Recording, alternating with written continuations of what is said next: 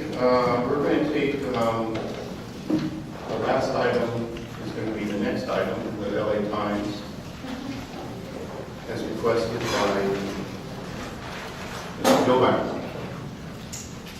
So, item 9. Commissioners, item 9 is proposed historical monument nomination for the Times Mirror Square, located at 202 to 234 West First Street, 100 to 142 South Broadway, 121 to 147 South Spring, and 205 to 221 West 2nd Street. Staff recommendation is that the Commission take the property under consideration and adopt the staff report's findings. And a kind of interesting, almost historical piece of information was discovered after the staff report was written, in that there had been a request in 1997 of the Commission to nominate this property, and the Commission directed staff at the time, Jay Orange, to prepare a nomination. However, at the meeting of April 30th of 1997, the item was continued and never came back to the Commission. Wow. All of the time. And Barbara Delback of the Conservancy had been the nominee, or urged the Commission to nominate the property. One word I'd like to say before we start this, in terms of the process, this commission receives an application for a monument, which goes to our staff, which writes a staff report, and eventually gets agendized onto our agenda as it is today. Then the commission will vote to take it under consideration or not take it under consideration. And the bar for taking it under consideration is relatively low. We probably take, 8 out of 10, 9 out of 10 items under consideration. Once we take it under consideration, an appointment is set up, and we, either all the commissioners or an appointment of 2 commissioners goes out and goes to a field review of the property, and then it comes back and gets put back on the agenda, and at that point, we decide whether or not it merits being a monument. But, however, we do not make it a monument. We simply tell the City Council that we believe, our commission believes, that it meets the requirement to be a monument, and then it goes to the Plum Committee, and then eventually to full council for approval. So we are in a process here, so I just want to make it clear that today is the first step in that process. It's not the last step, okay? So, gentlemen, would you like to give me 15 minutes? Is that going to be enough for you? Yes, thank you so much. Hello, Commissioner. My name is Richard Schave, and presenting with Leo Wolinsky, Nathan Marsak, and Alan Hess. And I'm going to tackle the 1935 Kaufman building, the main building, and Alan and Nathan will respectively tackle the additions, the 48 Mirror, and the 73 Pereira. And Leo Wolinsky, former managing editor for the Times, will give us a couple minutes on the Chandler family and the historic percentage criteria contribution. So, thank you. Okay, so we'll take it away. Thank you so much for having us. So this is just a nice establishing shot of the monument in question. This is taken from the observation deck of this building. And there we go. So I'm going to talk about the 35 Kaufman building, which is the central building with the neon sign, the neon clock, and the flying buttons. These will be the 2 things I'll focus on my presentation. The Mirror building is to the south. It's the 10-story building, and also the 4-story span between the 35 Kaufman building and the Pereira building is to the right. That's the 1973 edition for Times Mirror headquarters by William Pereira. And we'll take that all in turn. So, Gordon Kaufman's 1935 Los Angeles Times building embodies the characteristic defining features of Art Deco, with its geometric forms inspired by the pyramids and the ziggurats of ancient Babylon, Egypt, and Mexico. Yet the structure is relentlessly modern. Inspired by the industrial advances Harry Chandler utilized in his state-of-the-art newspaper plant, Kaufman employs a range of modern materials, aluminum, glass, neon tubing, steel, reflecting in their aesthetic forms the essential needs of the plant itself. Note the integrated neon signage, the tubes placed deep in the stone raceways, the only example we're aware of in the West Coast. The Times is the neon in West Coast actual stone raceways. Flying buttresses actually contain vents containing the air conditioning system for the climate control printing plant, which saved considerable floor space. So when Gordon Kaufman built this building at Harry Chandler's direction, he conceived of a completely integrated plant for producing a newspaper, editorial, and as important and much more space, the printing plant. So this is a factory, and it's a well-tempered environment to produce, at the time, a tremendous channel of media. Yeah, there's a better shot of the Kaufman building is on the right, and the Mirror building, which Nathan will take that up next. That's the 1948 Kaufman building. Right, very quickly, this is a photograph of the interior in the Kaufman building of the Globe Lobby. The Globe Lobby defines the influence of the Times as a newspaper and a civic powerhouse which shapes the growth of Southern California. It is a modern Gestalt Kunstwerk, a total work of art integrating finest in architecture, sculpture, painting, and decorative arts into an immersive whole. So we have the 5.5-foot rotating globe in the center, which is second only to Crossroads of the World. Crossroads of the World is large, about 2 feet.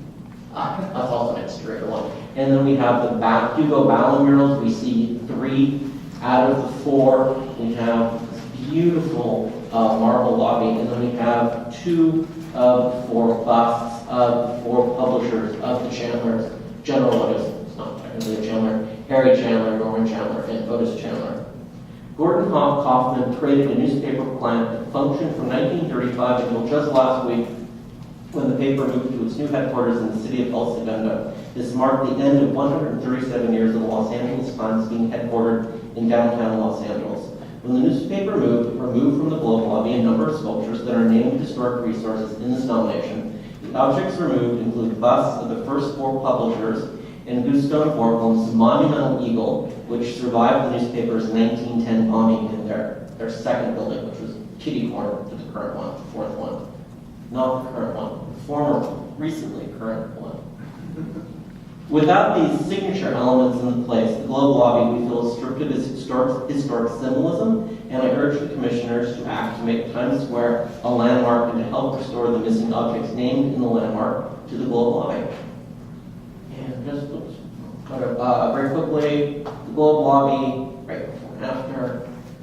So the top is before last week, and then the bottom one is after Friday or Saturday of this past week.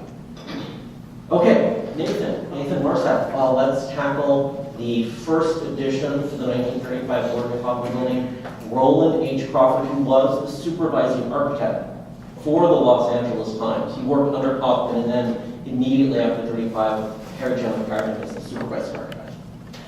My name is Nathan Marsak.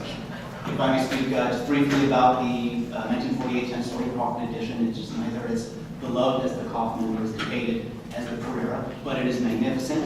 It really speaks to that post-war LA high-rise idiom, before the advent of the international style curtain walls and the structural expressions and case study took over. And what we're seeing here is Crawford, who was a master of the late moderne, working in a late modern idiom.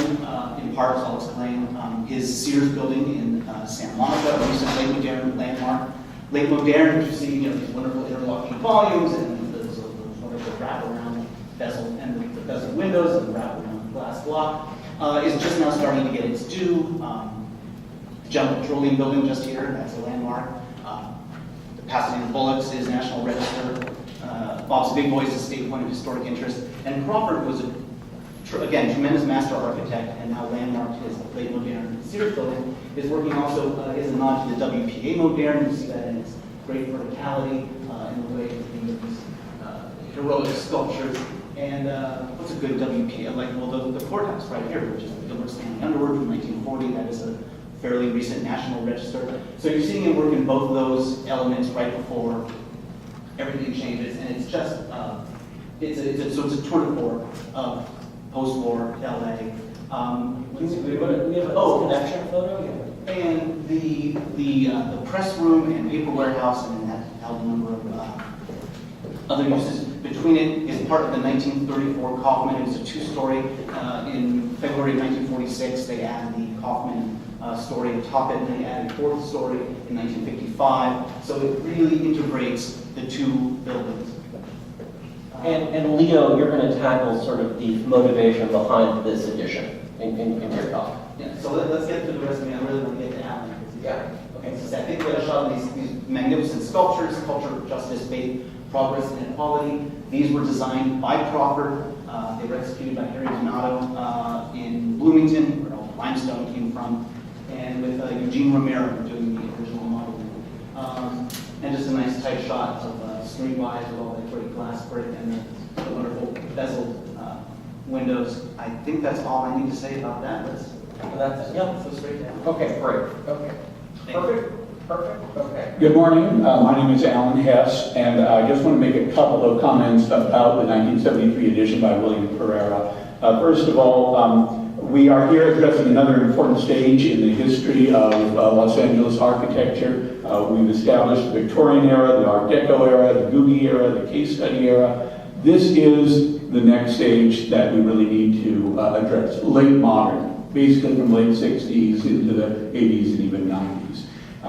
It is a valid and essential part of Southern California design. William Pereira is an expert in this design. The elements of late modern is that it is breaking apart the box. You see it in the verticals, the horizontals, the mix of different materials, the receding and the volumes receding and coming forward, glass and solid, etc. An entirely new direction for modern architecture. It also has, when we go to the next slide, Richard, interiors, and the next slide as well, this courtyard, which provides a public amenity on the sidewalk. Pereira was a planner very interested in how buildings related to the public space. This was part of his design intention for this building. It was landscaped by Robert Herrick Carter as well. The next point I want to talk about is its relationship to the Gordon Kaufman building.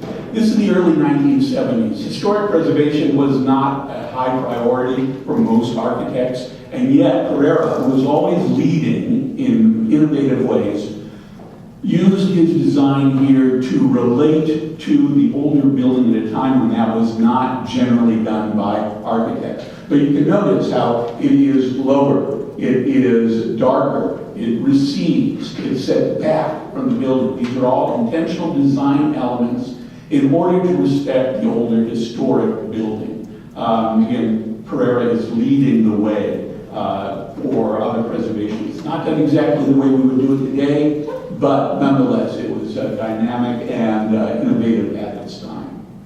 I do have a concern about whether any future project on this site would relate and respect the fabric of the original Gordon Kaufman building as well. This was a major intention of William Pereira. Finally, just to reemphasize as well, Pereira is a very important architect. He was one of the shapers of Southern California, and in so many different ways, the fact that he was asked to design this major civic and corporate landmark is definitely significant. The Commission, of course, has encouraged the landmarking of CBS Television City, the Theme Building at LAX, various USC buildings, and I would like to thank you for helping to establish the importance and significance of William Pereira. This is the next step. Thank you.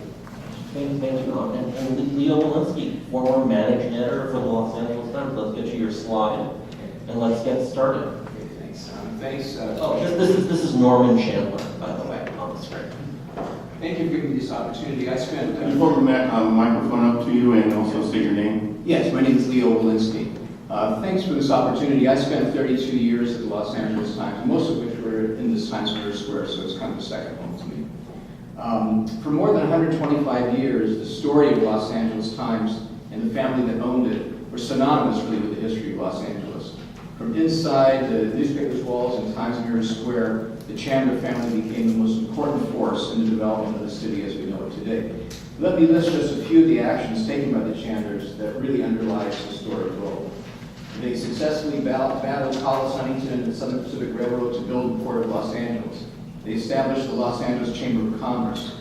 They undertook a decades-long national blitz that lured hundreds of thousands here with postcard images of life in sunny Southern California.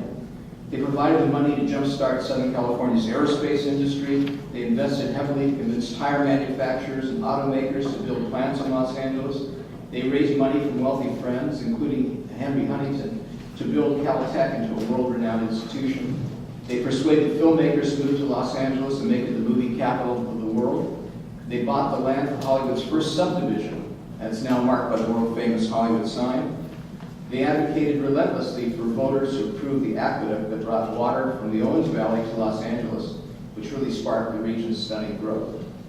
They also took Times Republic to create the nation's largest newspaper company while turning its newsroom into one of the most respected and influential, and that was done in the Pereira building. Over the years, they published thousands of articles that held local officials accountable and steered the development of Los Angeles. Historian David Halberstam took special note of how the Chandler family dominated Southern California as no other family has really dominated any major region of the nation. This is what he said: they did not so much foster the growth of Los Angeles as invent it. While Times Square was a fourth headquarters to house the newspaper and the Chandler offices, in many ways it's the most historic of them all. 3 of the 4 Chandlers who ran the newspaper did so from this complex of buildings. Richard mentioned the Mirror building, this special background on that. That building, which is there it is. I got it. There we go. That was actually built by publisher Norman Chandler to house what was going to be a tabloid newspaper for Los Angeles. He believed that mass transit was coming to LA in a big way, and that it would sell big as people were commuting home on the transit trips. As we know, they didn't happen at the time. It was a little bit off this time. You probably could do it today, more than back then. Of course, the family's influence went beyond the newspaper publishers. Dorothy Chandler, who married into the family and worked out of Times Square headquarters, became one of Los Angeles' most important cultural influences. She spearheaded a successful drive to save the Hollywood Bowl from financial collapse. That, of course, was a warm-up for her greatest accomplishment, groundbreaking crusade to build the Los Angeles Music Center. That project really changed the cultural paradigm of Los Angeles, connecting downtown with West Side for the first time. The Chandlers, of course, finally surrendered their ownership in the year 2000, and this ushered in a period of financial uncertainty and management incompetence. We've got 20 seconds. The building is now in the hands of a new owner, Dr. Patrick Soon-Shong, who purchased it in the process of moving the paper to El Segundo. In fact, the last employees will be out the next day or so. But regardless of what happens, the fundamental changes in the city's composition make it very unlikely that any other family will dominate the region as the Chandlers once did. And each of the buildings at Times Square reflects a different chapter in that history. Today, they're all that remain to tell this powerful story of how Los Angeles came to be and the family that put their unmistakable stamp on the region. Thank you. Any questions, Commissioners? Okay, thank you. Still have you want to come forward? You don't have a speaker card. Did you not want to speak?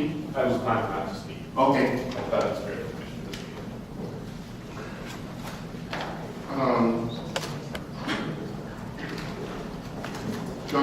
Dr. Josh Albertson, are you here? No? Okay.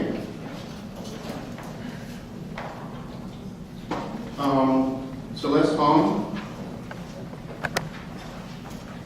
David Randall, Margot Gerber, Jared Johnson,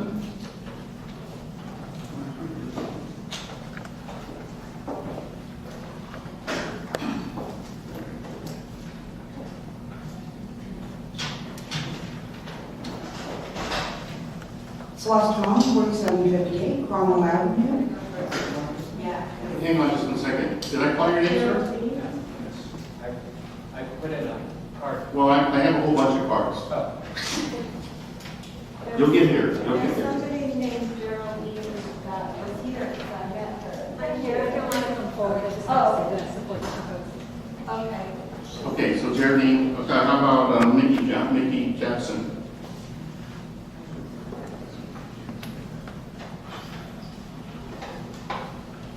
Okay, why don't you start? Okay. My name is Margot Gerber, and I'm the president of the Art Deco Society, as I'm sure you guys know by now. So my first criteria for why this should be nominated is it's the LA Times.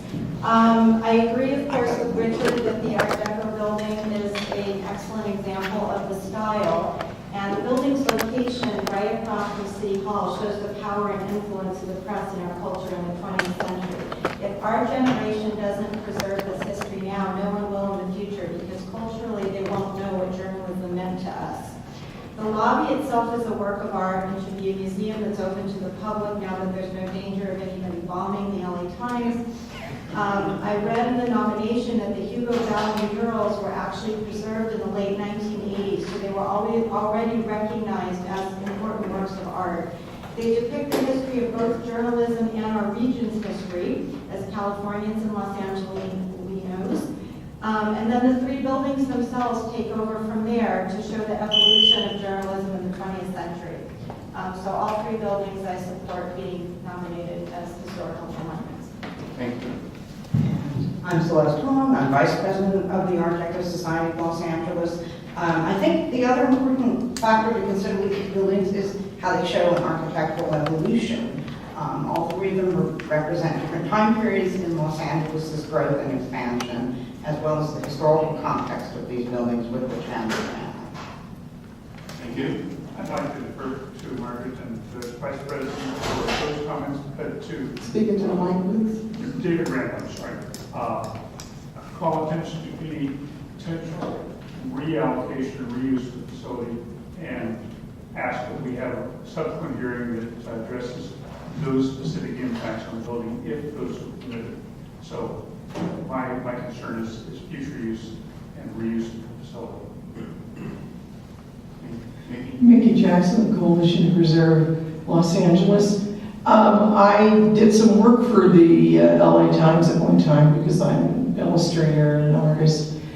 And I don't think there's any other complex of buildings that not only represent where the history of Los Angeles was largely recorded and remains invaluable to knowing that history, but it actually, as people have said, shows the different decades of our architecture. I don't think there's any news organization in the country that does that. I think this is utterly unique. And so it's not only a repository of information, it is information itself. And there's a reason that the press is called the Fourth Estate, and I think we were particularly noticing that in this time period. And I truly hope in a world where everything is digital, we get to keep something precious that is physical. Okay, thank you. Richard Atkins, Nicole Howell, Whitman Lamb, Wendy Horwitz. I support I'm not going to speak, I support the... Okay, thank you. proposal. Donna Tarzan. Thank you. Why don't you begin, sir? Good morning, Richard Atkins, President of Highway Heritage. Good morning, Commissioners. I want to voice Highway Heritage's support for the designation of the Times. I think it's ultimately clear that the importance of that newspaper to the community is of paramount importance, so that Highway Heritage is fully supportive of this nomination. Thank you. Sir? My name is Whitman Lamb. I'm part of a small family-owned business that does refrigeration and air conditioning in downtown LA. I'm second generation. My parents are immigrants. I believe in preserving and restoring the LA Times Kaufman building and the Times Mirror. However, I do not feel that the Pereira office addition is relevant. It is essentially spillover office space during the 1970s office boom. I am a graduate of UC Irvine, so I do have an appreciation. His Pereira signature is all over that campus. However, this doesn't have those qualities. It does not stand by itself in a vacuum. It is basically an add-on. It's smothering the Art Deco facade of the LA Times Kaufman building, and therefore, it becomes uninviting to the public. If you become uninviting and foreboding to the public, then it becomes irrelevant architecture. Okay, thank you. Hi, I'm Nicole Howell. I'm a board member on the Art Deco Society of Los Angeles. Fully in support of this amazing structure. The Times Mirror Square is the representation of continuous and varying structures that help the Chandlers shape Los Angeles, this great city we live in. It's rare and amazing to have three defining buildings represent LA so well. Good morning, Commissioners. My name is Donna Tarzian, and I'm the former Vice President of Brand Marketing for the Los Angeles Times. And the Kaufman, Crawford, and Pereira building were my second home for over 25 years. I'm here today because I fully support the nomination of the Times Mirror Square as a city landmark. The Los Angeles Times, founded in 1881, has grown up shoulder to shoulder with the city. As someone who has worked passionately to steward, preserve, and protect brands, I know that a brand is so much more than simply a logo, a product, or a service. A brand that grows a sense of place and speaks to one's emotions, senses, and personal reflections.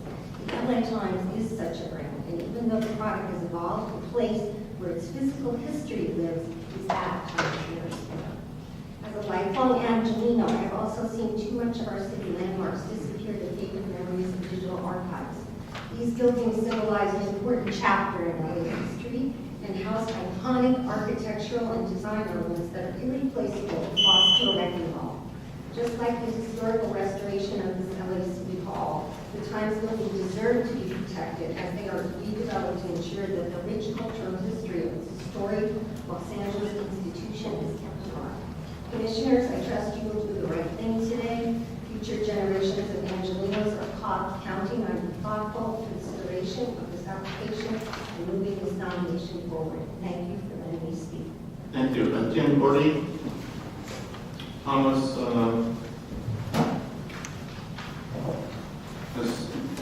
always miss up your name.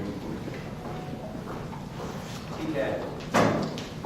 I just want to, I don't need to speak. Tim Doherty. I just want to support the nomination. What's your name, sir? Tim Doherty. Okay. DOH.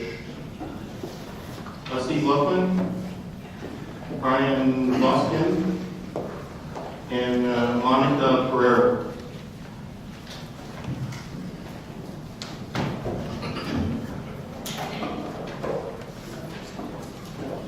Hello, Commissioners. Stephen Luffman.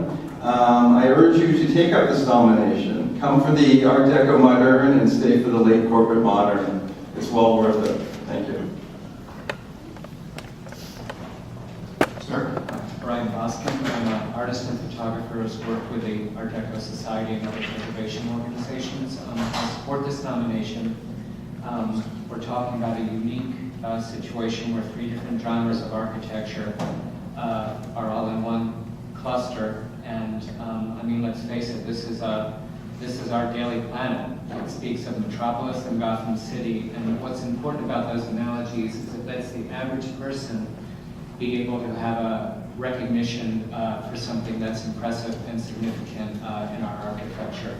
And the fact that it speaks of so many aspects of LA history, and in these times, the importance of the press, as some of its sculptures on the facade tell us. It's a very unique situation that should be preserved. Okay, thank you. Okay, it's my dad, Monica Pereira. I grew up here. We don't have a lot of architectural icons. Say your name for the record, please. Say your name for the record. Monica Pereira. Okay. And Dad was a 20th century icon. There were only 3 architects in the 20th century on the cover of Time magazine. So tearing down personally anything he did is hard. But I think the combination of the early architecture with the mid-century modern architecture is super important. Times Mirror tells the story of an evolving city, and we're still evolving, and I hope we're going the right direction. But I've lived in China where they tear down everything. You can't learn from your history or support your history unless you keep some of these iconic buildings. I was urged to talk a little bit about my dad's relationship with Buff and Norman Chandler. And the biggest memory that came back is Buff and Mom would spend hours trying to get their picnic basket ready for the Hollywood Bowl. So it all does tie in at some point. So I'm very much in support of this. Okay, thank you for coming. Everyone's spoken and wishes to speak. Okay, come forward. I submitted a form and was apologized. Come on. I stepped out earlier. You called my name earlier. What's your name? Josh Albrechtson. Okay. My name is Josh Albrechtson. I am here to ask you to oppose the nomination or switch the nomination so solely the 1935 and the 1940 complex. The entire reason that those were included in this is to save the Pereira building. The person who did this nomination specifically said the Pereira building is a crux. Those buildings are historic, the 1935 and the 1940. I think everybody thinks they deserve a nomination. The current developer is not planning on doing anything to those buildings. It's actually planning to make those buildings look better, renovate, and put them back to their historic status. This Pereira building would never have been allowed to be built today. It absolutely destroys the look of the 1935 Art Deco LA Times building that everybody loves. And you'll notice that whenever you have a picture, it's always this picture from this angle right here, because you cannot look at it from the other side without the Pereira building being in the way. And there's a reason that there is no real pictures of the Pereira building when you look through the LA Times complex. And I want you to only do those 2 buildings. Thank you. Sir? Hi, my name is John Lord. I'm a 37-year employee of Los Angeles Times and Times Mirror. Willis Chandler was my very first boss, and I actually worked in those offices in the Peril building. I'd like to voice my support for preserving the buildings comprising Times Mirror Square. The buildings are all significant because they reflect the architecture of their time. I think it's quite interesting that on the Peril building there's a second floor walkway on Broadway and First Street. Nobody knows what that was. The reason for that walkway was in the 1970s, the city had a vision for putting people movers in the city. And that was our access to the people that everyone's forgotten about, but it's part of the history of Los Angeles. More importantly, beyond the architectural significance of the buildings, they're part of the history of the family and the company that helped shape the city of Los Angeles. As a city, we need to preserve and remember our history, to understand our past, and to better plan for our future. As Donna Tarzan and Leo said, we have little iconic history of our railroad industry, our oil industry, our aerospace industry, and the foundations of our movie industry. As the Times and the Chandlers were a central part of all this history, including the Peril building, where many decisions were made, these buildings and the company's future should be preserved. Thank you very much. Thank you. Hi, Jorge Castaneda with Coalition to Preserve LA. Excuse me. I am in support of the nomination, full support. As I understand it, iconic structures like this are part of our history, and our history is what aids us as we move forward and trying to educate the coming generations. In these times, I think that this is very critical for us to make important decisions where structures like this are preserved, maintained, and saved for future generations so that they can appreciate what's come before them. Thank you. Thank you. Any other speakers? Everyone spoken who wishes to speak? If I could add a plan thought. Excuse me? If I could add a plan thought. No, sorry. Okay, I'm going to close the public hearing. Public comment period. As I said earlier, the bar to take it under consideration is relatively low. I think these buildings are all sort of iconic Los Angeles buildings, and that we need to go visit the site to, is the next step. I'm in support of this application. And Barry, would you like to make a comment? Barry Moss, Commissioner. I agree with your comments. I think especially in this time of fake news, it's important that we recognize the importance of the newspaper in the evolution and the development and the growth of the city. Gail?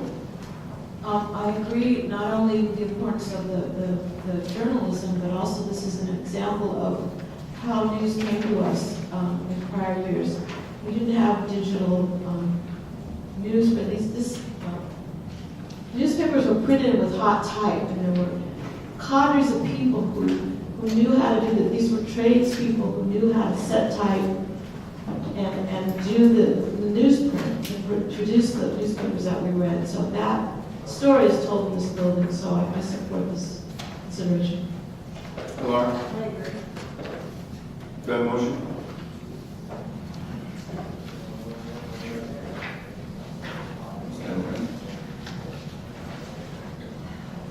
Commissioner Wolinsky, I move that we take the Times Mirror Square at many addresses on Spring and First Street under consideration. And accept the staff report. Roll call. Have a motion on CEA, we have a first and second motion on the floor. Commissioner Wolinsky, how do you vote? Yes. Commissioner Wellner, how do you vote? Yes. Commissioner Bernard, how do you vote? Yes. Commissioner Barron, how do you vote? Yes. Motion passed.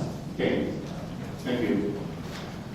I guess now we're going to go to item 6. Is that right? Actually, we're going to go to item 5. There has been a request by the owner and the agreement that item. So that's just to take it under a motion.